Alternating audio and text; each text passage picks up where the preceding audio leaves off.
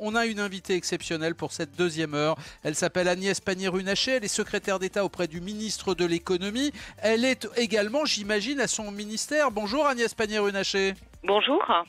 Bonjour. Vous êtes où? Racontez-nous un petit peu parce que nous, Eric et moi, on est à notre domicile. Je vous entends plus. Ah, on vous entend. Vous nous entendez plus. Oui.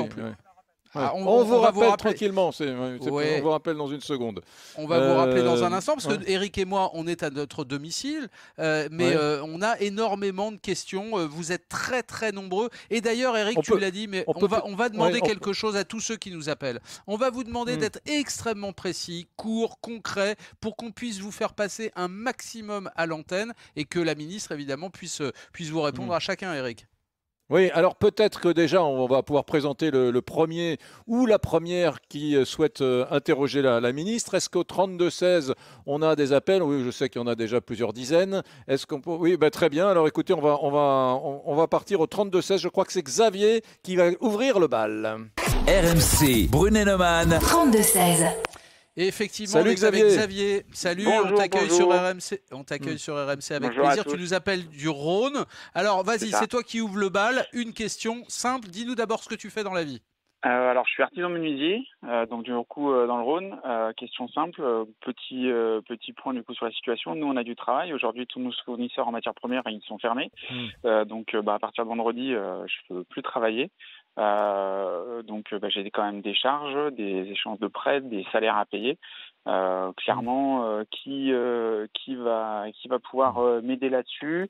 Du coup, comment je vais faire pour payer mes salaires, mes charges, tout ce qui est prêt. Bref, comment je fais, à qui je dois aller voir. Aujourd'hui, la situation elle est critique pour nous. Bon, très bien. Xavier, on va retrouver Agnès Pannier-Runacher. Vous nous entendez bien?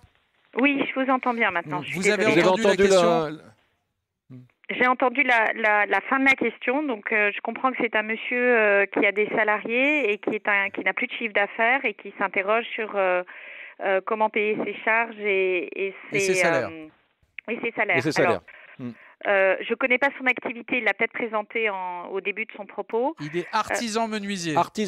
Menuisier. Très clair. Bon, d'abord, il n'a pas... Je veux repréciser ça parce qu'il y a une interrogation sur le sujet. Toutes les activités que nous avons fermées ont été fermées parce qu'elles recevaient du public, mais les autres activités sont bien entendu autorisées. Elles sont d'autant plus autorisées qu'une grande partie d'entre elles sont absolument nécessaires à la continuité du pays. La continuité économique, évidemment, mais également la continuité tout court. L'industrie agroalimentaire, les commerces les commerces alimentaires, mais tous les autres commerces dont on a besoin quand on vit au jour le jour, ils sont essentiels et les artisans sont également essentiels, a fortiori dans un contexte où beaucoup de Français ont transformé leur maison en base vie et peuvent pas se permettre d'avoir une fuite chez les voisins qui habitent aussi dans leur maison ou une chaudière qui ne marche plus. Sauf pardonnez-moi de vous interrompre, dans le cas précis, cet artisan menuisier nous dit, moi, je ne peux plus travailler d'ici vendredi parce que tous mes fournisseurs sont fermés, donc je suis obligé d'arrêter aussi. Alors, je rappelle qu'il a 17 salariés. Il a 17 salariés. Oui, tout à fait. Alors ça, il faut nous le signaler parce que nous avons laissé spécifiquement ouverts les commerces de fourniture de l'artisanat du bâtiment. Donc ils sont autorisés et les négociants sont autorisés. Et effectivement, moi j'appelle à la responsabilité aussi de ces commerces, c'est-à-dire leur fermeture empêche le fonctionnement d'un pan de l'économie qui sont des gens qui non seulement peuvent et souhaitent travailler, mais surtout rendre des services aux gens qui sont aujourd'hui confinés. Donc il y a quelque chose qu'il faut vraiment prendre en compte. Ce que nous disons par contre, c'est qu'il faut que chacun prenne les mesures, alors on les connaît tous, les mesures barrières, je dirais, en tant que citoyen, mais il y a des mesures particulières lorsque on fait son travail et suivant la manière dont on fait son travail pour se protéger et protéger les autres.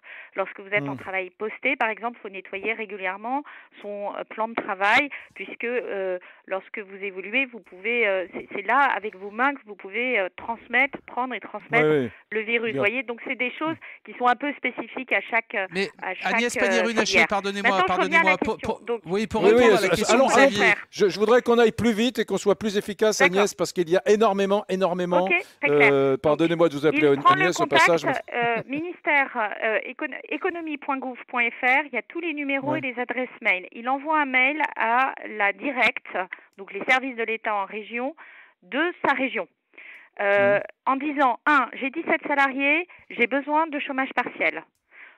Il peut les mettre en chômage partiel. Qu'est-ce que ça veut dire? Ça veut dire que tout le temps où il ne peut pas travailler, les salaires des salariés sont pris en charge par l'État à hauteur du coût pour l'entreprise. Et s'agissant des personnels, eux, ils sont payés à hauteur de 100% lorsqu'ils sont au SMIC et 84% puisque nous allons jusqu'à 4,5 fois le SMIC. Voilà, donc ça c'est première mesure à faire. Deuxième mesure... Alors juste une chose pour préciser, parce que sur Direct Studio j'ai eu un autre message, en l'occurrence de Jean, il est restaurateur, il a pratiqué le fameux chômage partiel dont vous venez de parler, mais il dit c'est à moi d'avancer le salaire de mes salariés, quand serai-je remboursé concrètement? Alors concrètement, nous sommes en train de faire en sorte que les paiements soient courts, c'est-à-dire... nos objectifs, alors on est beaucoup pris, on a 30 jours pour prendre toutes les demandes, mais l'objectif c'est d'essayer d'être dans des paiements à 2 semaines, 3 semaines, mais pas plus. On est parfaitement conscient que les entreprises ne peuvent pas supporter cette charge de trésorerie trop longtemps. Par ailleurs, pardonnez-moi, on peut pas faire plus vite que ça. Partiel, vous pouvez dire à votre banque, c'est l'État qui va payer. Donc ça, vous pouvez le porter en trésorerie, en découvert de trésorerie.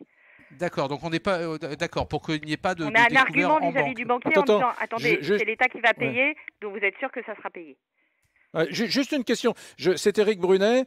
Confinement oblige. Mon épouse est à côté de moi, patronne de PME, 20 salariés. Elle fait des lunettes françaises fabriquées dans le Jura, etc., qu'elle exporte dans le monde entier. Et elle souhaite rebondir là-dessus. Je l'avais autorisé à vous poser une question, mais puisque c'est un peu le droit de suite de ce qui vient d'être dit, je lui mets le micro entre les mains, si vous voulez bien, Madame la secrétaire d'État. Ça fait partie des réalités parfois un peu dramatiques du confinement. Bonjour Madame. Bonjour Madame. Effectivement, c'est 100% des indemnisations versées aux salariés par les entreprises dans la limite de 4,5 le SMIC. Mais de manière dérogatoire, le montant de l'allocation remboursée à l'employeur a été relevé à 8,04 € par heure. Cela veut dire que les salariés ne toucheront que 35 fois 8,04 net de salaire par semaine de confinement, soit 281 €. Si leur salaire leur est versé totalement par leur employeur, le différentiel sera-t-il totalement à la charge de l'employeur? C'est ça la vraie question. La différence, qui va la payer? Une entreprise qui n'a pas de chiffre d'affaires? Alors justement, c'est le point que je mentionne, c'est-à-dire que ça, vous devez payer, en fait, la prise en charge des salaires. Moi, ma recommandation, c'est de payer la somme qui correspond au chômage partiel. Et après, chaque entreprise peut avoir ses accords particuliers. Vous avez des entreprises qui couvrent le delta, vous en avez d'autres qui ne le couvrent pas. Mais ce qui est clair, c'est que vous bénéficiez du chômage partiel. Pour vos salariés qui sont au SMIC, ils sont couverts à 100%. Et je l'ai dit à l'instant, pour vos salariés qui ne sont pas au SMIC, vous êtes couvert, le salarié recevra 84% de son salaire. C'est-à-dire que vous ne rembourserez pas 8,04 €, mais 84% de son salaire, on est bien d'accord? 8,04 €, c'est lorsque vous êtes... À l'heure. C'est le complément au SMIC. Voilà, les 84%, les 84%, je participe à votre conversation, c'est Laurent Neumann, 84%, c'est 84% du net. Du net, du salaire, puisque les charges sociales, on ne les paye, vous ne les payez pas dans des situations de chômage partiel. Nathalie, tu avais une autre question ou on peut passer au 32-16? J'ai une autre question. Pourquoi la TVA n'est-elle pas reconductible alors que c'est quand même insurmontable pour une petite entreprise qui ne fait plus de chiffre d'affaires et que c'est un des impôts les plus lourds pour une entreprise? En fait, la TVA, ce n'est pas les entreprises qui le payent. Je le rappelle, vous la collectez et vous la reversez. Et c'est la différence entre ce que vous payez en TVA pour le compte en achetant vos matières premières. Là, vous prenez une partie de la TVA et vous déduisez de la TVA que vous récoltez pendant votre en termes de chiffre d'affaires.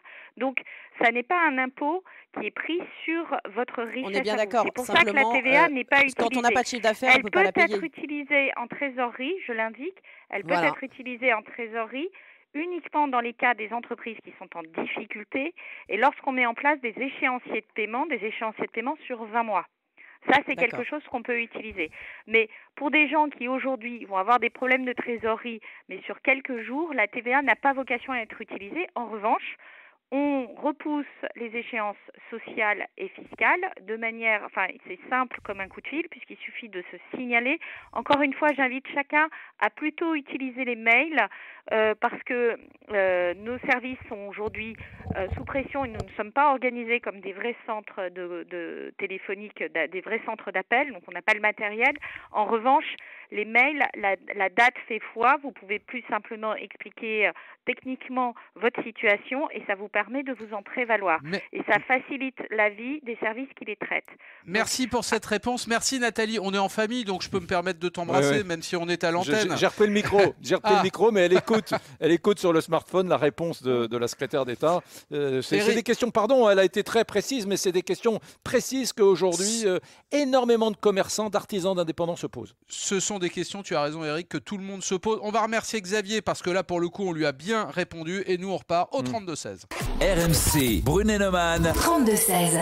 Et on est avec Cédric qui nous appelle du Lot-et-Garonne. Cédric, je crois que tu es kiné libéral et toi aussi, tu as une question extrêmement précise à poser. Oui, bonjour. Nos cabinets, on a décidé de fermer nos cabinets pour éviter d'être vecteurs de pathologie. Donc le Conseil de l'Ordre est allé dans ce sens-là pour nous influencer vers la fermeture de nos cabinets.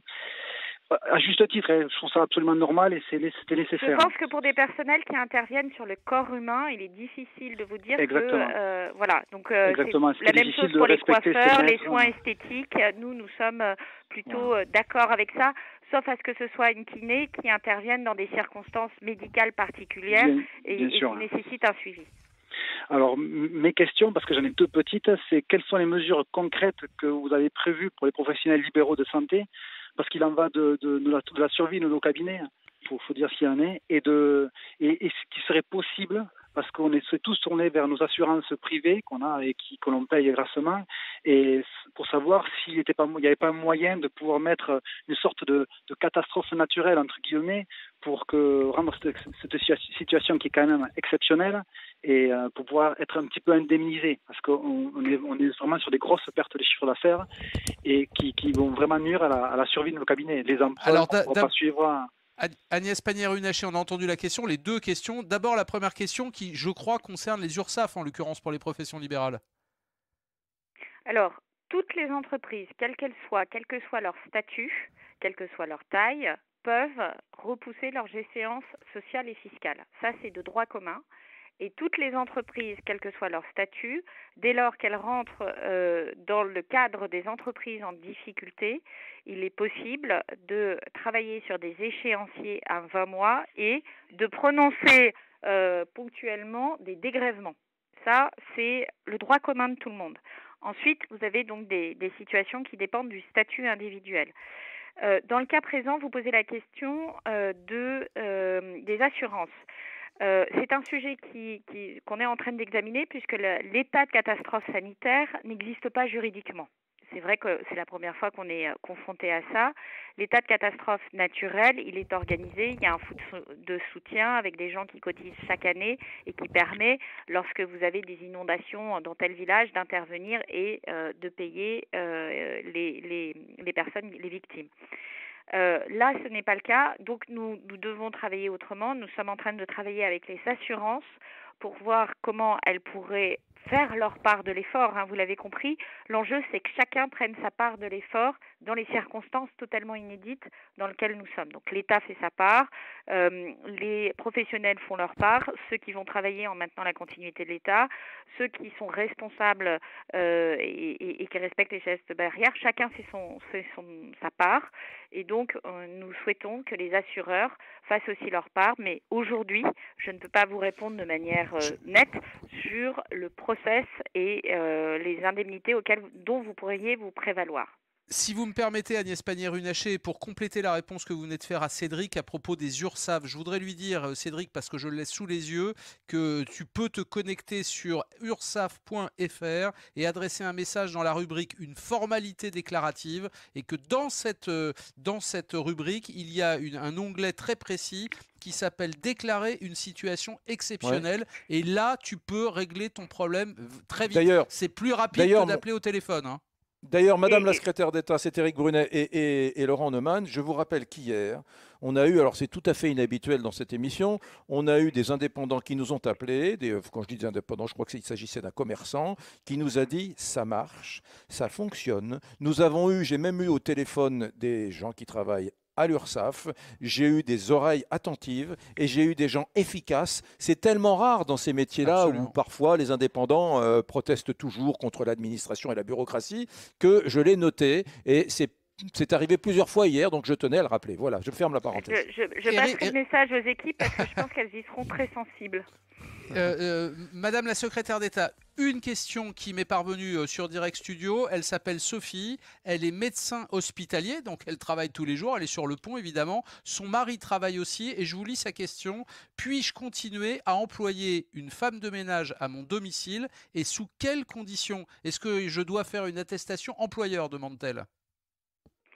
Alors, oui, vous pouvez continuer à employer une femme de ménage à domicile.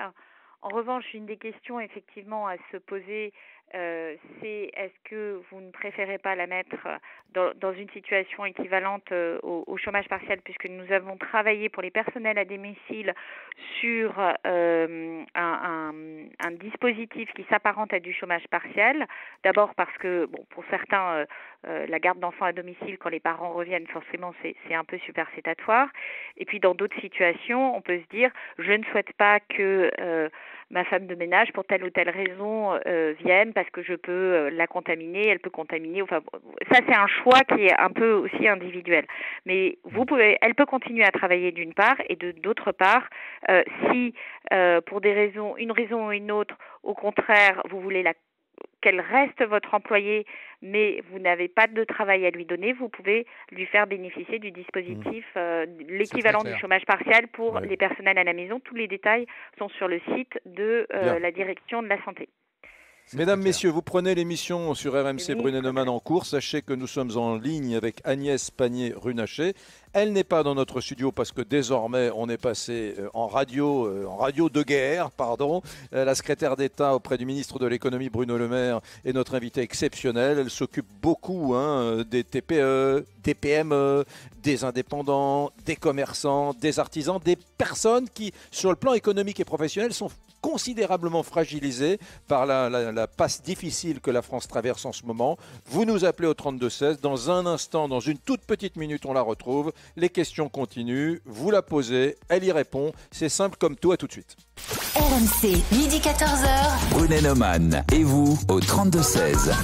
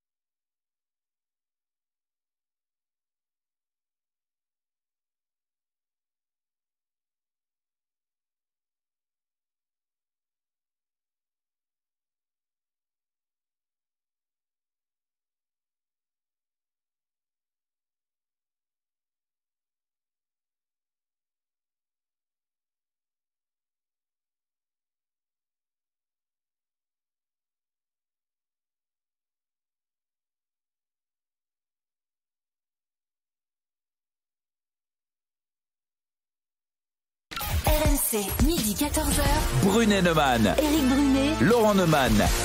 Les amis, vous êtes au bon endroit, c'est Brunet-Neumann, midi 14h sur RMC, un Brunet-Neumann exceptionnel puisqu'on reçoit aujourd'hui Agnès Pannier-Runacher, elle est secrétaire d'État auprès du ministre de l'économie et elle est là, mesdames, messieurs, pour répondre à toutes vos questions, vous qui êtes indépendants, profession libérale, patron de toute petite entreprise, artisans, commerçants. Vous êtes très nombreux à nous appeler. La ministre est toujours là. On ne perd pas de temps. On part tout de suite au 32-16. RMC, Brunet-Neumann. 32-16. Et on est avec Nathalie qui nous appelle de Carcassonne. Je crois, Nathalie, que tu es chapelière, c'est ça ? Oui, bonjour à vous deux. Bonjour Madame la secrétaire d'État. Bonjour. Tout à fait, je suis chapelière. Tout à fait, c'est ça, oui.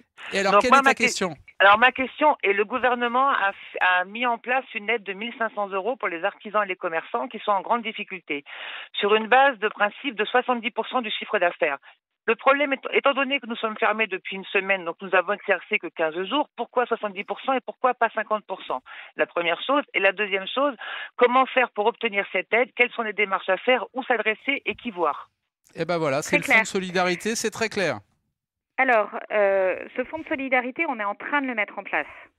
Ça, c'est le point important. C'est un projet de loi. On décide pas des choses comme ça dans le dos des députés et des sénateurs, qui est présenté tout à l'heure en Conseil des ministres, dans 1h30 à peu près, qui passera ensuite devant les deux assemblées dans les jours qui viennent. Donc, à ce stade, nous sommes en train de travailler à caler exactement le réglage fin de ce fonds, mais tout n'est pas défini. Notamment, on a positionné la question d'une perte de chiffre d'affaires massif, on a dit moins 70%, mais on dit pas, on est en train de travailler sur la période sur laquelle ça s'applique, par exemple. Donc, les derniers réglages vont être faits vraiment dans les prochaines heures, les prochains jours. Par contre, où on s'adresse, aujourd'hui, on recommande, le fonds n'est pas encore lancé, mais en revanche, ce sera les services fiscaux qui vont se charger de verser ce fonds parce que ce sont eux qui ont les contacts les plus nombreux avec les entreprises, qui ont les RIB et les références de toutes les entreprises. Et ça nous permettra d'être présents dans un délai de 2 à 3 semaines, c'est l'objectif qu'on se donne, il faut qu'on le tienne, de façon à ce que ces 1 500 € arrivent à bon port. Donc Agnès Pannier-Runacher, si vous me permettez, si je résume, la condition première, c'est qu'il faut avoir perdu 70% de son chiffre d'affaires, mais vous n'avez pas encore défini sur quelle période. Ça Exactement. sera 1 500 € versés par les impôts, c'est-à-dire la Direction Générale des Finances. Voilà. Et si le projet de loi est présenté très très vite, on peut imaginer que ce fonds de solidarité soit mis en place dans les 15 jours, 3 début semaines. avril, C'est bien ça. exactement. L'objectif, c'est un paiement début avril. Début avril. Et on pas s'adresse juste à dépôt des dossiers. D'accord. Le paiement début avril, entendu. Donc c'est assez rapide. Et on est d'accord que ça s'adresse à des PME qui ont un chiffre d'affaires TPE de moins d'1 million d'euros. 1 million de moins d'1 million d'euros. Parfait. Très bien. Voilà, C'est TPE, clair. moins de 10 salariés, moins d'1 million d'euros de chiffre d'affaires, 1 500 € en première analyse et la possibilité d'aller plus loin dans des cas particuliers et justifiés. Et là, l'instruction prendra un peu plus de temps puisque ça ne sera pas de l'automaticité. C'est très clair. Bien. Nathalie, tu es toujours avec nous à Carcassonne. Oui. Je crois que tu as une autre question qui concerne l'après-crise, quand on sera sorti de cette séquence. Tout à fait. Je prends mon exemple. Moi, quand je vais réouvrir ma boutique, je vais avoir toute ma marchandise qui va arriver. L'économie va pas repartir tout de suite. Donc, pour essayer de m'en sortir, pour essayer de sortir la tête de l'eau, je vais mettre toute ma boutique à moins 50%.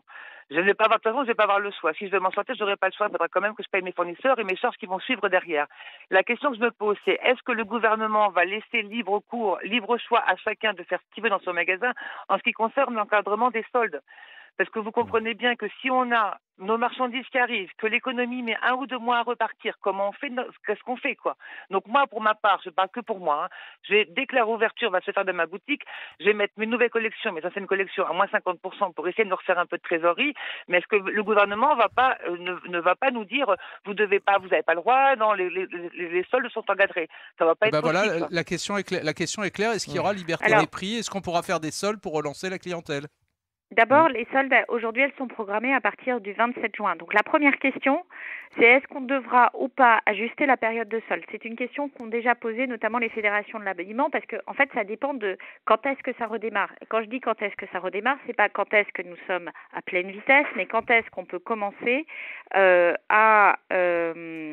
quand est-ce que l'on peut commencer à revivre normalement, c'est-à-dire les commerces sont ouverts, on circule normalement, etc. Donc nous, on va s'adapter. On a la possibilité par décret ou arrêté de bouger les règles du jeu sur les soldes. On va s'adapter par rapport au point qu'on fera avec les fédérations, les différentes fédérations. Je pense notamment à celle de l'habillement pour savoir ce qui est le plus adapté. Certains nous disent il va falloir faire des soldes un peu plus longues parce qu'en fait, on a énormément de stock. En fait, la saison printemps-été, elle va être réduite à sa plus simple expression. D'autres nous disent il faut repousser un peu la période des soldes. Ce à quoi on répond, attendez de savoir quand est-ce qu'on redémarre parce que ça sera peut-être pas nécessaire. Au contraire, ça pourra tomber tout à fait bien. Donc en tout cas, notre objectif, c'est avec les fédérations de définir ce qui est le mieux adapté au moment où on le fait. Plus long, on est tous conscients qu'il va falloir sortir du stock et que printemps-été, là, on n'aura pas eu le temps de faire nos courses classiquement et qu'il faut faire redémarrer les entreprises. Je vais également signaler une chose. BPI France met à disposition des financements pour le redémarrage. Parce que vous avez aujourd'hui un problème de trésorerie. Il n'y a pas les chiffres d'affaires, mais il y a les charges. Mais vous allez avoir demain, au moment où on réouvre un magasin, vous allez avoir du stock, vous allez devoir réinitier votre magasin. C'est vrai aussi dans l'industrie, ça va vous coûter plus cher. C'est comme l'essence qu'on met dans la voiture. Et donc, ça aussi, on va mettre en place des financements spécifiques, des prêts spécifiques pour faire redémarrer la machine. Y compris, pardonnez-moi, pour les commerçants et les artisans, parce que ce sont des toutes petites entreprises, en l'occurrence. Ça marchera aussi pour elles. Je vais vous citer un exemple. Vous avez le prêt TPE qui est déjà prêt côté Grand Est pour redémarrer. D'accord. Bien. Plein d'autres questions. Je crois que nous allons maintenant au Sable d'Olonne, en Vendée, retrouver Michael. RMC Brunet-Neumann. 32-16. Qui est Michael? Bonjour Michael. Bonjour. Bonjour. Que fais-tu? Que fais-tu? Moi, j'ai une petite entreprise de menuiserie serrurerie. Et aujourd'hui, j'ai 2 salariés que j'ai fermé la société. J'ai fermé la société et puis c'est pas très clair, si vous voulez, parce que sur la Fédération française du bâtiment, on nous dit qu'on rentre pas forcément dans les cases et que mes salariés ne toucheraient pas forcément le chômage partiel. Donc c'est un peu, en fait, c'est très ambigu. Apparemment, le bâtiment ne rentre pas dans la case du chômage partiel parce qu'on serait censé aller travailler, sauf que nous, on va chez des gens.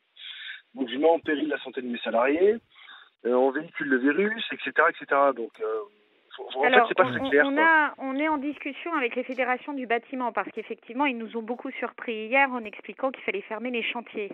Moi, je m'interroge. Est-ce qu'on va fermer les chantiers, par exemple, de travaux de maintenance dans les centrales nucléaires et on arrête d'éclairer le pays?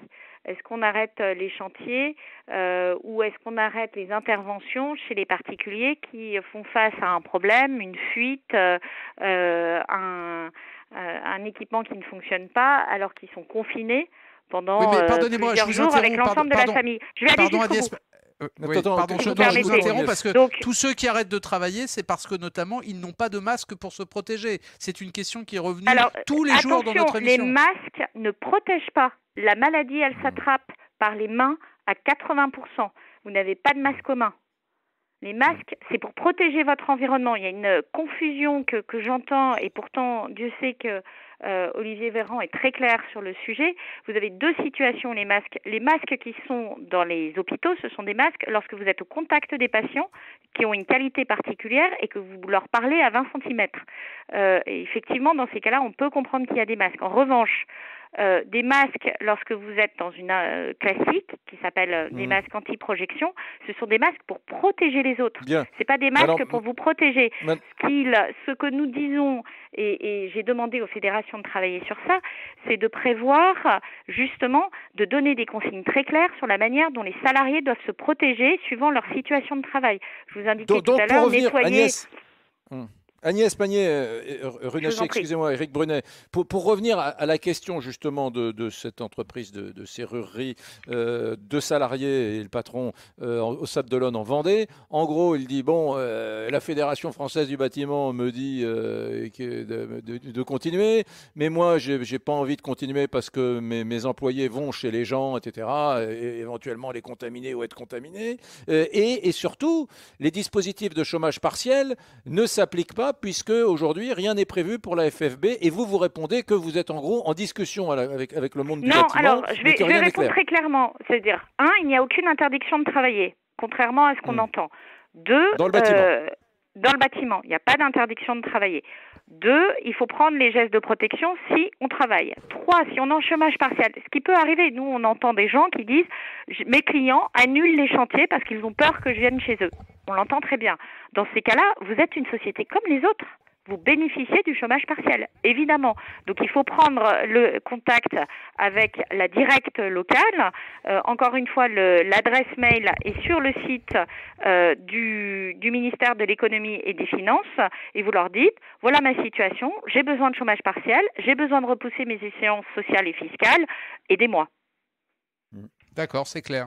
C'est clair. Merci Agnès Pannier-Runacher. J'espère qu'on a répondu à la question de Michael des Sables d'Olonne. Les amis, vous restez avec nous. Brunet Neumann sur RMC. Évidemment, vous l'avez compris, aujourd'hui, on a décidé d'être concret, de répondre à toutes vos questions, à vous qui êtes artisans, commerçants, indépendants, profession libérale. Bref, on est là. La ministre reste avec nous. Vous continuez à nous appeler au 3216 et à nous faire parvenir tous vos messages. Et Brunet Neumann, RMC, on revient dans un instant. À tout de suite. RMC, midi 14h. Brunet Neumann. Tout RMC en podcast. Sur l'appli RMC. Information coronavirus. Pour vous protéger et protéger les autres du coronavirus, adoptez ces gestes simples. Lavez-vous très régulièrement les mains ou utilisez une solution hydroalcoolique. Toussez ou éternuez dans votre coude ou dans un mouchoir. Utilisez des mouchoirs à usage unique puis jetez-les. Saluez sans serrer la main et évitez les embrassades. Plus d'informations au 0800 130 000, appel gratuit, ou sur gouvernement.fr. Ceci est un message du ministère chargé de la Santé et de Santé publique France. Le dernier bulletin météo d'RMC sur l'appli et sur l'appli RMC. Du 15 au 17 mai, c'est le Grand Prix de France Moto au Mans avec RMC. Fabio Quartararo et Johan Zarco face aux meilleurs pilotes du monde, tels que Marc Marquez et Valentino Rossi. Un week-end de sport et de spectacle avec de nombreuses animations. Infos et billetterie sur gpfrancemoto.com et points de vente habituels. Le Grand Prix de France Moto du 15 au 17 mai avec RMC. Vous écoutez RMC. RMC au 732-16. 75 centimes par envoi plus prix du SMS.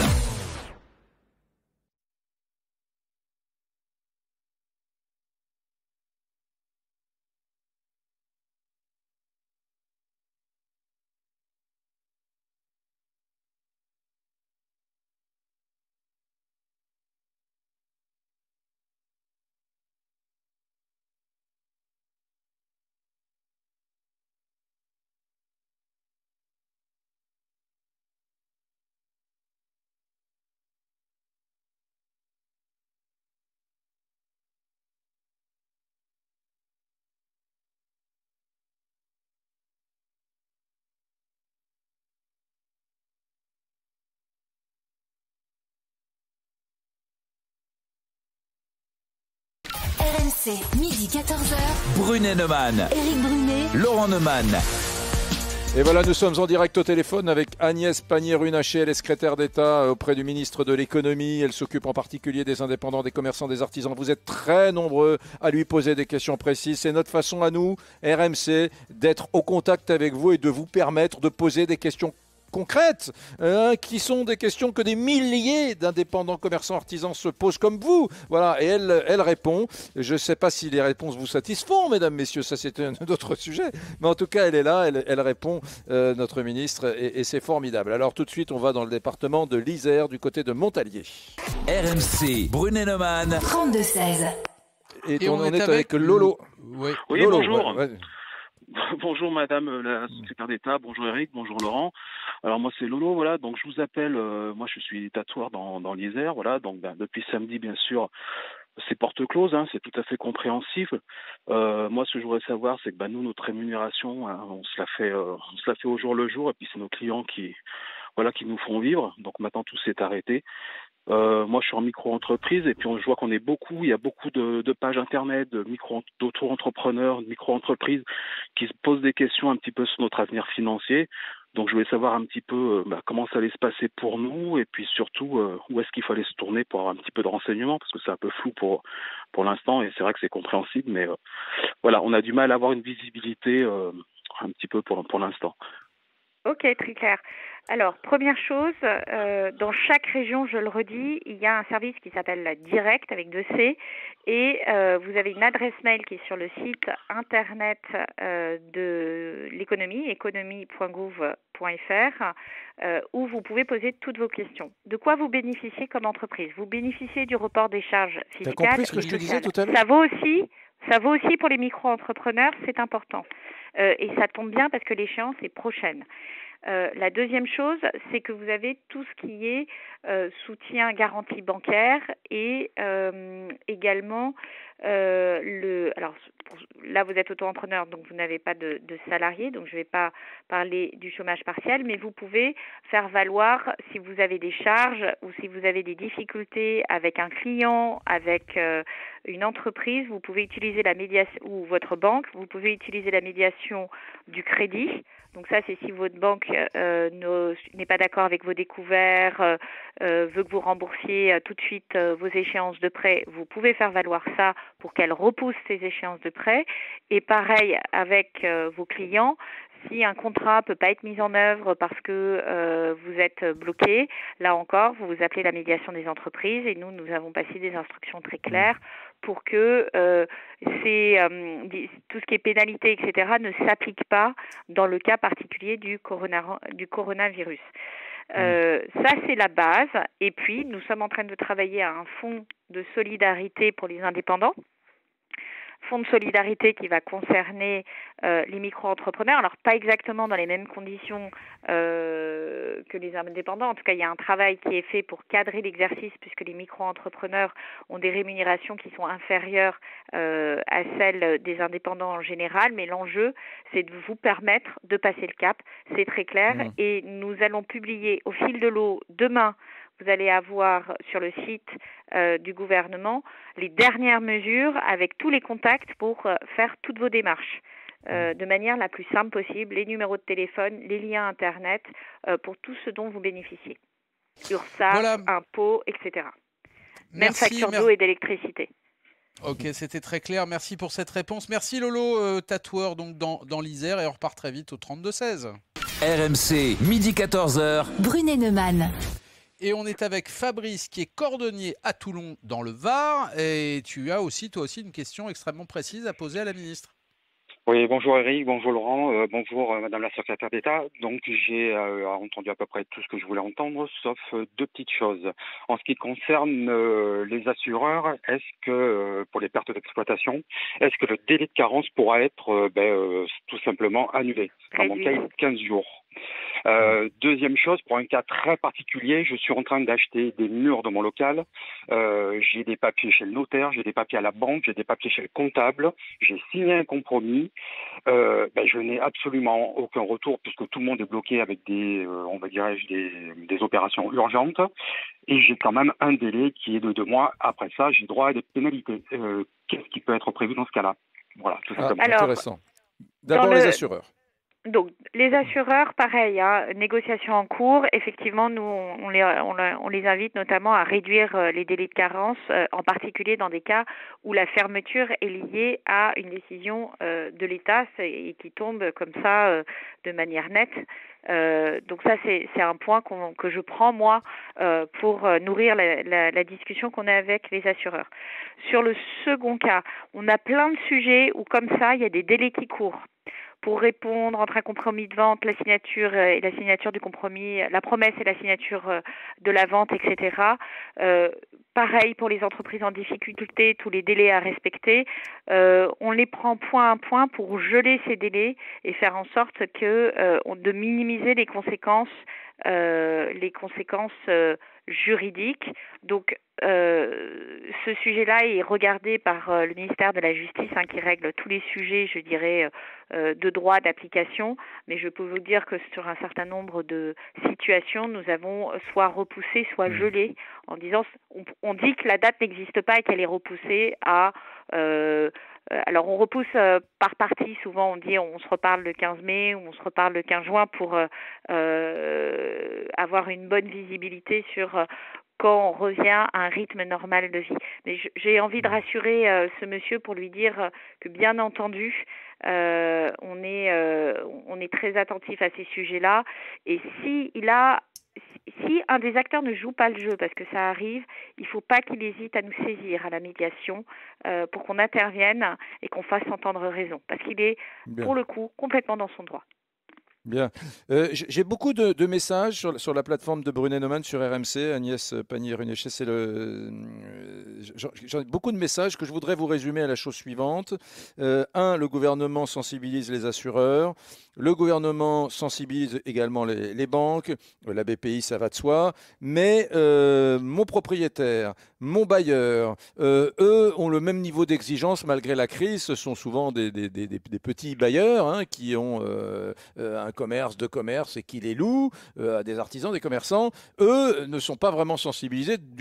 Ils subissent la crise eux aussi. Donc, est-ce qu'il y a auprès de la FNAIM, auprès, je sais pas, des acteurs de l'immobilier, des actions qui sont menées? On a commencé par les gros, parce qu'ils donnent un peu le signal, les centres, le CNCC qui représente les centres commerciaux, qui ont publié un communiqué de presse indiquant qu'ils reportaient la plupart de leurs échéances, un moratoire. Et on est en train de saisir un par un les grandes fédérations immobilières pour travailler ce sujet-là. Pareil, pour avoir des moratoires, des paiements qui sont repoussés ou qui sont des échéances trimestrielles qui sont repoussées. Après, vous allez avoir des situations qui vont être très individuelles. Ça peut être aussi votre voisin qui vous loue son local, donc c'est une personne physique ou en tout cas qui a peut-être sa petite société, mais c'est pas ni une grande société d'assurance, ni une grande société immobilière, ni un grand leader des centres commerciaux. Là, ce que l'on suggère, c'est de passer par la médiation des entreprises pour faire, prendre raison, faire entendre son droit vis-à-vis de la personne. Mais chaque situation est particulière et effectivement, l'État n'a pas la capacité à intervenir dans des contrats individuels. Moi, je dirais que la meilleure protection pour ces commerçants, c'est que de toute façon, les bailleurs ne vont pas pouvoir avoir, quel que soit, il n'y a pas aujourd'hui de capacité à les relouer rapidement un commerce. Donc, nous, on sera très attentifs dans la mesure du possible à faire en sorte que certains ne profitent pas de la situation pour reprendre les mètres carrés parce qu'il avait envie de les reprendre pour des raisons autres. Et dire vous n'avez pas payé et donc je reprends mon droit. Donc il n'y ait pas d'exercice de ce droit de manière inégale et je pense qu'on passe très clairement des consignes dans ce sens-là. Attention aussi, Madame la Secrétaire d'État, parce qu'il y a des bailleurs qui vivent de ça. Il y a des petits bailleurs qui ont tout à fait. C'est-à-dire que le problème, c'est ce que je vous dis, c'est si votre voisin compte sur son paiement pour pouvoir faire vivre sa famille pendant un mois, il faut qu'on arrive à gérer ces effets de contamination et c'est bien pour ça qu'on met en place un système pour les indépendants qui est le filet de sécurité pour tous ceux qui ne rentrent pas dans les cases. En tout cas, vous êtes en train de parler aujourd'hui avec les grands acteurs pour commencer de l'immobilier et essayer justement d'assouplir le dispositif. Très bien, on fait tourner la parole. Ça sera également en ligne sur le site du ministère de l'économie et des finances. Parfait, merci, on fait tourner la parole. RMC Brunet-Neumann 32-16. Et nous sommes dans le Gard avec Damien, mon cher Damien, bonjour. Bonjour messieurs, bonjour madame la secrétaire d'État. Moi je suis co-gérant d'un petit restaurant sur Nîmes, on a ouvert il y a 7 mois de ça, 100 salariés, donc on est juste mon associé et moi. Et la difficulté c'est que les traites tombent tous les mois quand même et que on a eu la chance quand même et la présence d'esprit de prendre une assurance perte d'exploitation. Et ma question est la suivante, est-ce que ces assurances-là ont reçu des consignes pour accélérer le déblocage des indemnités ? Et la deuxième question, c'était est-ce que les banques ont reçu aussi ou tout intérêt à créer des lignes de trésorerie exceptionnelles ? Oui, alors la réponse est oui dans les deux cas et les banques ont très clairement pris position publiquement en disant qu'elles étaient d'accord pour faire des moratoires aux entreprises qui n'étaient pas en situation de payer leurs échéances d'intérêt et de paiement de prêts du fait de leur perte, leur fermeture ou leur perte de chiffre d'affaires. Donc c'est une position de place dont vous pouvez vous prévaloir devant votre banquier et s'il n'est pas très réceptif à vos arguments, vous appelez la médiation du crédit.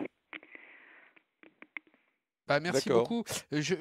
Alors j'espère que ça répond à la question de Damien. Une question d'un autre restaurateur qui vient de m'arriver. Il s'appelle Stan, il tient une pizzeria et il demande tout simplement, j'ai fermé mon restaurant, c'est ce qu'on m'a demandé de faire. Est-ce que je peux continuer à faire mes pizzas pour les faire livrer?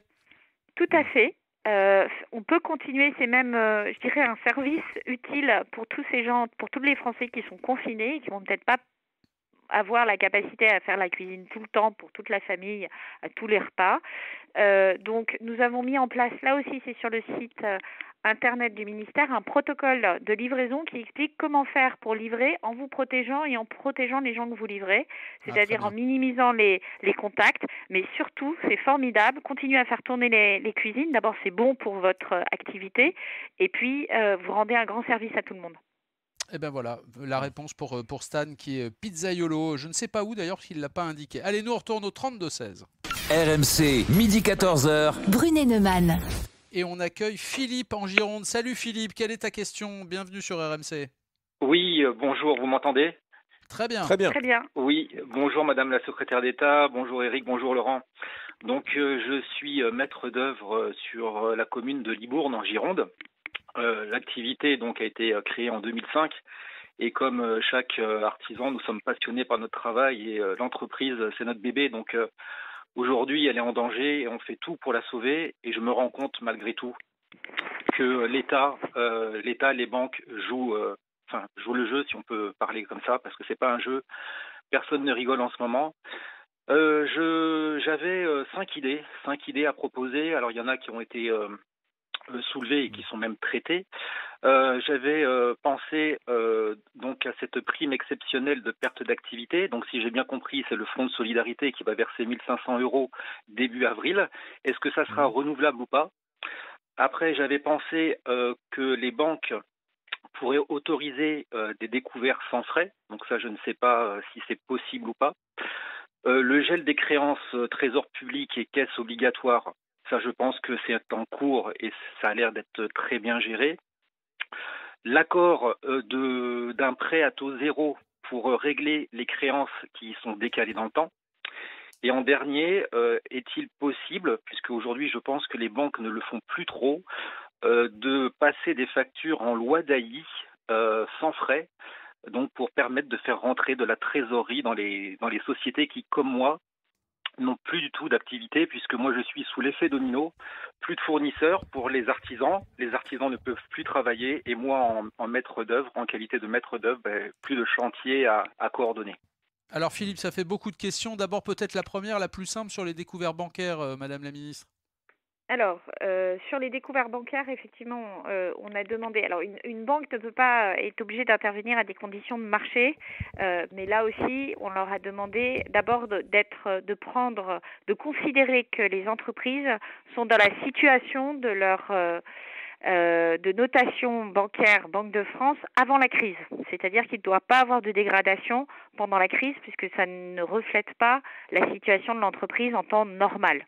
Ça, c'est important parce qu'il y a beaucoup d'entreprises, donc je le dis, qui craignent qu'il y ait des dégradations de la notation de la Banque de France et qu'ensuite ça les poursuive à chaque fois qu'elles voudront demander des crédits bancaires. La deuxième chose, c'est qu'effectivement, sur les demandes de crédit bancaire, on demande à ce qu'il y ait alors peut-être pas sans frais, mais qu'on minimise les frais de toutes les lignes de trésorerie qui sont tirées. Et puis, vous avez la possibilité d'appeler BPI pour avoir une garantie qui, elle, pour les PME, est à un coût complètement forfaitaire et minimal. sur les gels de créances et caisses obligatoires. Donc tout ce qui côté État a été fait et chaque caisse est en train de prendre la décision. Vous savez qu'il y a beaucoup de caisses d'indépendants, complémentaires, etc. Mais moi, je n'ai pas vu pour le moment de caisses qui n'envisageaient pas de faire le même exercice pour leurs membres parce que ça paraît très naturel. Donc il faut le temps que ça se mette en place, mais c'est bien pris en compte. Les prêts à taux zéro. Les prêts à taux zéro au niveau de l'État, nous n'en avons pas mis en place, mais je vous invite à vous renseigner parce que chaque région ont mis en place des dispositifs complémentaires des nôtres et certaines régions réfléchissent à des prêts à taux zéro. Donc c'est notamment soit effectivement dans le moment, soit pour le redémarrage de l'activité. L'affacturage, c'est une très bonne idée. Théoriquement, rien ne s'y oppose. Je ne saurais pas vous répondre sur est-ce que aujourd'hui il y a le marché est complètement bloqué ou est-ce qu'on peut toujours en bénéficier. Il me semble que le marché n'est pas bloqué. Et puis la prime exceptionnelle de perte d'activité, donc les 1 500 €, peut être un point. Aujourd'hui, cette prime d'activité, elle va notamment permettre à toutes les entreprises qui sont dans le secteur du tourisme, de l'événementiel, c'est-à-dire qui sont en fait touchées depuis le 20 février, de retrouver un petit peu d'existence. Et là, notre intention, c'est que si la crise se prolonge, de prolonger ce dispositif et donc probablement de l'élargir. C'est pour ça que les gens qui sont inquiets sur leur perte de chiffre d'affaires de 70% par rapport à la période d'observation, il faut se dire que vous avez des entreprises qui sont à zéro depuis 1 mois et demi, quasiment. Mais si ça continue, on prendra aussi les autres derrière. Donc, je crois que le président de la République a été très clair sur ce sujet-là. On ne laissera pas les indépendants sur le bord du chemin. Il faut qu'on ait un filet de sécurité. Vous avez parlé de la reconduction des 1 500 €. C'est Éric Brunet qui a été évoqué à l'instant par notre. C'était le dernier point que je mentionnais. C'était le dernier point. Donc c'est ce que vous disiez, c'est-à-dire que c'est quelque chose qui est à l'étude, quoi. On fait un premier plan pour la période qui vient de s'écouler et qui va beaucoup concerner les voyagistes, les touristes, les hôtels, les boîtes d'événementiel, les boîtes de culture, les associations sportives, etc., qui se sont fait bloquer. Rappelez, pas le droit de se réunir au-delà de 100, etc. Et nous prolongerons ce dispositif en tant que de besoin. Si nécessaire. Très bien. D'autres questions au 32-16, mesdames, messieurs, pour la secrétaire d'État Agnès Pannier-Runacher. On vous retrouve dans une petite minute. RMC, midi 14h. Brunet Neumann et vous au 32-16.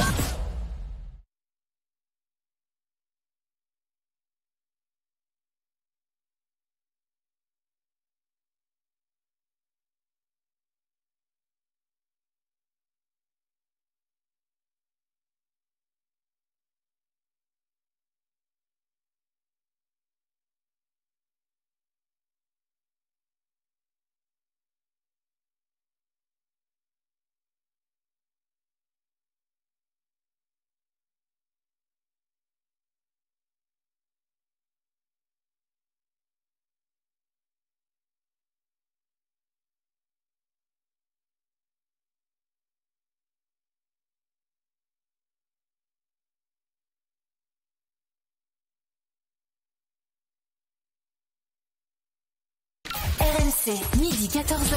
Brunet Neumann. Éric Brunet. Laurent Neumann. Vos questions, mesdames, messieurs, sur RMC pour la secrétaire d'État auprès du ministre de l'Économie, Agnès Pannier-Runacher. On va du côté de Tours. RMC, Brunet Neumann. 32-16. Et c'est Julien qui est, je crois, fleuriste, qui a fait le 32-16. Bonjour, mon cher Julien. Bonjour Eric, bonjour Laurent, bonjour Madame la secrétaire d'État. Effectivement, je suis artisan fleuriste à Tours. On nous a demandé de fermer nos boutiques samedi soir à minuit et on en prend effectivement la mesure. Ceci dit, on a un stock puisque nos boutiques étaient pleines. Donc la première question, c'est est-ce qu'on va être indemnisé sur ce stock qui est périssable, donc on a dû soit donner, soit jeter. Et ma deuxième question, elle est un peu plus personnelle. On a bien pris en compte l'effort des banques pour les emprunts au niveau des sociétés. Moi, dans ma situation, je suis célibataire. J'ai contracté il y a quelques années un emprunt pour mon appartement et aujourd'hui, ma banque ne veut rien savoir concernant le côté emprunt privé. Voilà. Eh oui. Le stock d'abord, Madame la secrétaire d'État. Alors sur le stock, malheureusement, il n'y a pas de dispositif aujourd'hui pour couvrir et rembourser les marchandises périssables. vous savez, on l'a maintenu, la livraison à domicile reste possible, c'est-à-dire que tous les commerçants peuvent fonctionner en fermant la dimension accueil du public, mais peuvent se servir de leur boutique comme stock et livrer à domicile en respectant le protocole que je mentionnais tout à l'heure. Je comprends que c'est pour certains, enfin c'est très clairement pour les fleuristes, parce que ce sont les plus concernés, comme les commerces, les autres marchandises périssables, c'est l'alimentation, ils restent ouverts. C'est délicat. Je pense que dans les assurances, dans leurs assurances, il y a peut-être des clauses à utiliser. La deuxième chose... Oui, ça c'est très important, on reçoit beaucoup de messages. Le prêt personnel. Là, j'inviterais à appeler la médiation du crédit parce qu'il faut voir comment s'articule sa situation personnelle et sa situation professionnelle, quels sont son statut. Mais effectivement, c'est le genre de situation, d'abord, on est toujours très attentif à ce qu'il n'y ait pas de mise en cause du domicile personnel dans une situation de difficulté professionnelle. Il y a eu des lois en ce sens. On sait que néanmoins, il y a des cautions qui sont parfois prises sur le domicile. Donc, moi, je vous invite à saisir la médiation du crédit. C'est typiquement le bon sujet pour ça.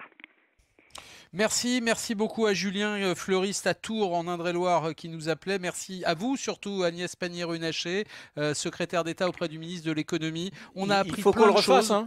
Il faut qu'on le refasse, ça. Il faut qu'on le refasse.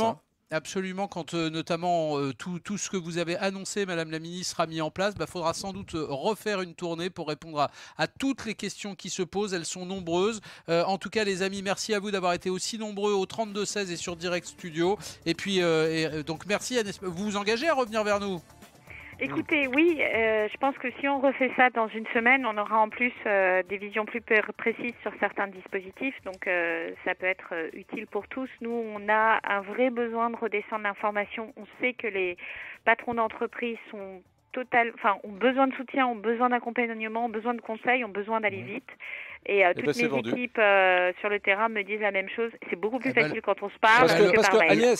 Agnès, quand vous répondez à une question, en réalité, vous répondez à 50 000 personnes. Donc, c'est très, très utile, effectivement. Bon, en tout cas, la promesse a été faite et donc le rendez-vous est pris. On refait ça dans une semaine. Merci beaucoup à vous. Merci à tous d'avoir été aussi nombreux.